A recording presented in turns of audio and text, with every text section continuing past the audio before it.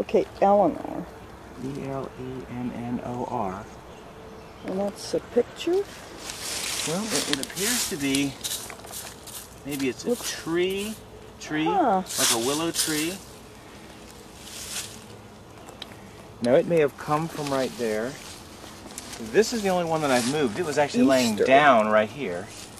This is the one that the boys and I took aluminum foil over the top of it because it was laying down, face down, right about where it is. What did it say? It said Easter M, like maybe that meant Easter morning. Then it says day of something or other, but I want to say that it said Corbin, C-O-R-B-I-N. And then January 30th, 1863, died at something like 9. It's a headstone, yeah. That held something up. Wouldn't you believe? Yeah. That's how they did it. Several years ago, I think I had talked to the Ohio on the deed that says burial ground, if you don't mind. Yeah, it does. I was just, you're doing that? Yeah. Yes. And I can register. Next time you go, look, there's that old map. It's just a copy of an old map of Delaware County and Orange Townships right there.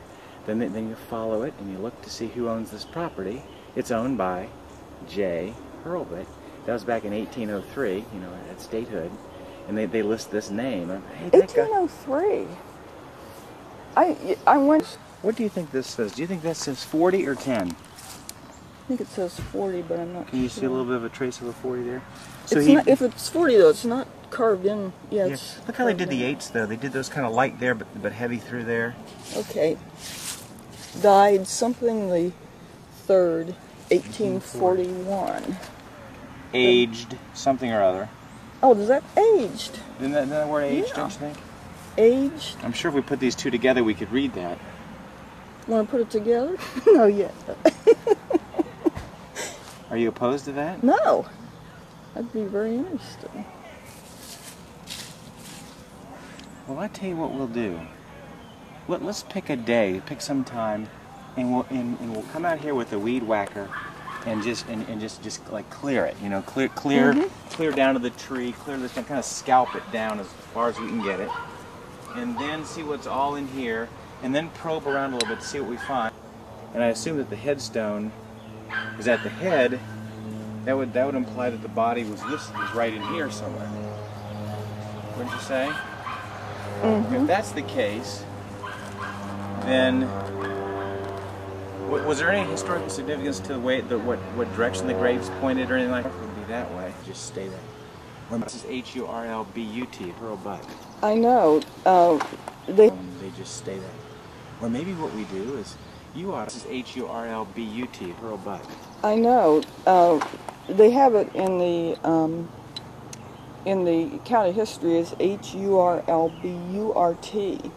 But I found my great-great-great-grandmother's signature, and I think she spelled it like that. Well, so there's a lot of different spelling. I guess it wouldn't surprise you that way back when they probably they did it phonetically, and pretty soon they called each other Hurlburt. And so far as I know, Lee was illiterate. He signed with an X. But maybe his father was literate, I don't know. Well, that's great. That's great. So what we'll do is we'll try to find some day, we'll clean some things up. All that I found that I know about is this Easter M, this Elennor, E-L-E-N-N-O-R. That's a beautiful grave, so you have time. And then I can pass on, I'll take a look through my records. I have some files put away pretty nicely that have all the title information and where it shows burial ground and that sort of thing. Yeah. If he moved here in 1803 or something, it should be interesting to know. He was probably granted the land after the Revolutionary War. Wouldn't you guess? That'd be great. Because Earle, again, we need to introduce you when he's not as busy. Yeah. But he had some sort of a written history of this area. Oh, really? Too. And he is the one that came up with the information that shows that these were granted to soldiers or granted to people who had helped with the Revolutionary War. You did a good job. Here's a bunch of property for you.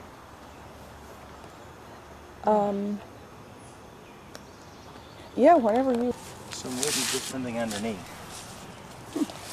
This so, is my... as far as stone, here's some help over here. had not seen before. I don't know if this is a... Oh, look, Snow's in here. Yeah, they just found that. I think they were just digging one day and found them and didn't know anything about them, as far as I know. Oh, you knew? You mean have you seen these before? Yeah, the previous people. Oh. I just heard about it through the neighborhood. Oh. You know, they found a Hurlburt, and nobody else even seemed to recognize who they were. And I buzzed over and said my mother and father. Oh, so you've been here before to look at this? Oh, okay. But no, I mean I haven't seen this much because I think they just dug out that first grave.